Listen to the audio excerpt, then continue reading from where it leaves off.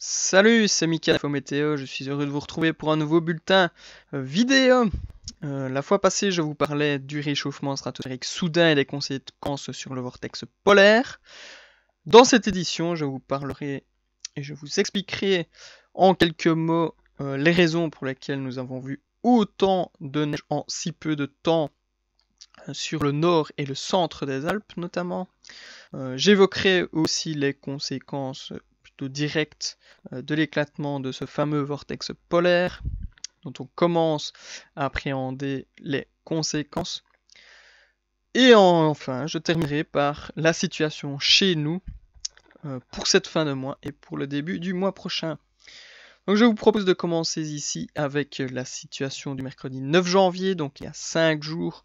Nous avions un petit anticyclone positionné sur le proche Atlantique et une vaste dépression sur le sud-est de l'Europe qui maintenait un flux de nord-est entre ces deux centres de pression, un flux de nord-est bien établi qui venait véritablement buter sur les Alpes avec toutes ces perturbations bloquées par le relief alpin et qui ont déversé pendant plusieurs jours d'importantes quantités neigeuses sur ces régions. Donc on peut imaginer cela comme un véritable obstacle dans la trajectoire des masses d'air, donc dans ce fameux flux de nord-ouest à nord-est. Hier, de ce relief alpin, nous avons ici la plaine haut et tous les versants italiens des Alpes qui ont été nettement moins favorisés par la situation.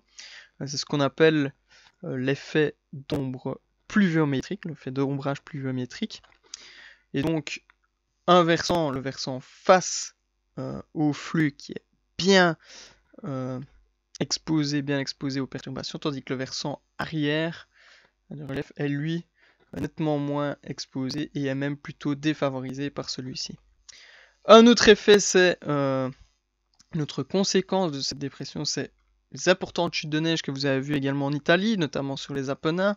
Donc dans un flux d'est, le flux vient du continent, il passe sur une mer adriatique bien douce, toujours aux alentours de 15 degrés pour la saison.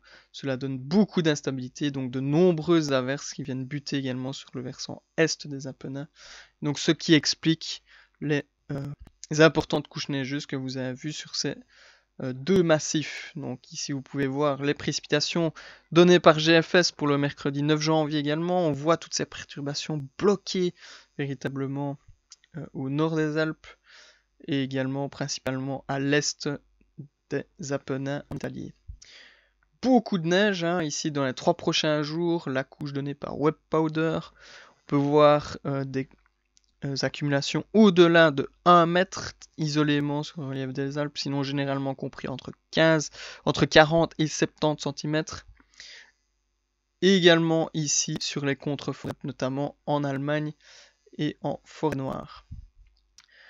En ce qui concerne l'éclatement de ce vortex polaire troposphérique, on peut voir quelques conséquences, notamment sur la partie orientale de la Sibérie avec des températures bien en dessous des normes pour la masse d'air, donc aux alentours de 1500 mètres d'altitude.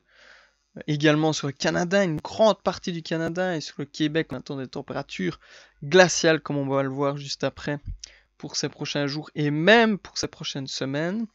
Et également sur l'Europe, mais dans une moindre mesure, notamment en Scandinavie, donc pour le 16 janvier, dans 2 jours.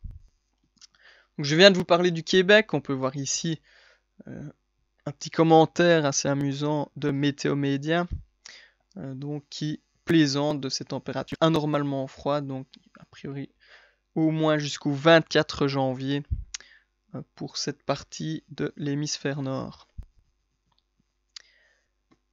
Donc je viens de vous parler également de la Scandinavie. Ici vous avez une carte de la mer Baltique, donc et notamment de la température de l'eau et de la couche, ou plutôt de la surface englacée, prise par les glaces, ici symbolisée en gris. Donc c'est la situation d'aujourd'hui par rapport à la normale. Et comme vous pouvez le constater, la surface englacée est bien inférieure à ce qu'elle devrait être à cette époque de l'année. Donc ceci est une petite remise en contexte. Bien qu'on attend des températures sous les normes pendant un certain temps en Scandinavie, au final, ça rattrape en quelque sorte une situation anormalement douce depuis le début de l'hiver. Voici une carte de GFS pour le 17 janvier, petite analyse. Donc, pendant 3 jours, nous aurons le passage de faibles fronts perturbés associés à un complexe dépressionnaire qui influence le nord de l'Europe, et on aura toujours une influence plutôt anticyclonique en provenance des Açores. On peut voir le conflit de masse d'air entre ces deux zones d'influence. Et à l'arrière de cette petite perturbation dont je viens de parler, on aura un léger refroidissement au niveau des températures qui passeront de l'un ou l'autre degré sous la norme. Toute petite couche de neige également à prévoir au passage de ce front, mais vraiment au-dessus de 500-600 mètres d'altitude. Voici une carte de la situation pour le 23 janvier, donc pour la semaine prochaine. Donc vraiment se méfier, ne pas prendre cette analyse à la lettre. C'est une carte de GFS toujours, avec ici une dépression qui plongerait véritablement de l'Atlantique Nord vers l'Europe, dans un conflit de masse d'air bien distinct ici, et donc l'extension anticyclonique qui se rabattrait vers l'Atlantique et vers le Groenland notamment, vers l'Islande et le Groenland.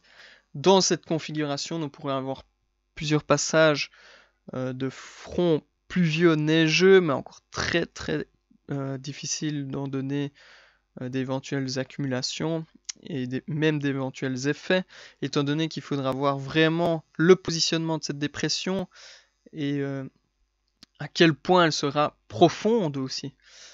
Ça reste encore des points d'interrogation à confirmer. En tout cas, lié à celle-ci, on aurait de nouveau une advection froide à l'arrière et plutôt douce à l'avant. Voici l'anomalie des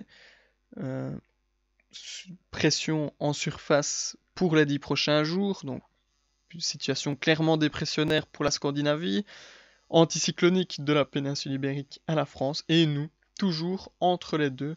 Donc, un petit décalage, hein, comme je vous l'ai dit, peut changer pas mal la donne. Voici l'anomalie pour le 24 janvier, là, toujours GFS, hein, qui voit clairement cette dépression déferler sur l'Europe, mais un petit décalage vers l'est de la zone de haute pression et donc de la dépression pourrait en changer grandement les effets. C'est pourquoi il est encore préférable d'être bien prudent par rapport à cette situation. En tout cas, les modèles sont, comme vous pouvez le constater ici sur la carte des accumulations de précipitations, ils donnent le petit passage perturbé donc pour le 17, dont je viens de vous parler, et ici, à partir du 22, entre le 22 et le 25, on voit quand même que les modèles sont favorables au passage de cette dépression avec des fronts pluvieux neigeux en son sein. Mais les différents scénarios divergent pas mal, notamment sur l'intensité de ces fronts et sur l'intensité du refroidissement également. Comme on peut voir ici sur la température pour Louvain, ici c'était une situation pour Louvain des principaux modèles, donc on peut voir des températures légèrement positives de jour, légèrement négatives de nuit, à partir du 18, avec le petit refroidissement lié au passage frontal jeudi, et puis des températures qui ne varient pas des masses, bien que, comme je l'ai dit, les différents scénarios divergent pas mal au sein des modèles. En tout cas, nous suivrons la situation avec une grande attention et nous vous ferons part des changements qui auront lieu durant ces prochains jours. Un grand merci pour votre écoute, comme à chaque fois, et à très bientôt. Ciao, ciao.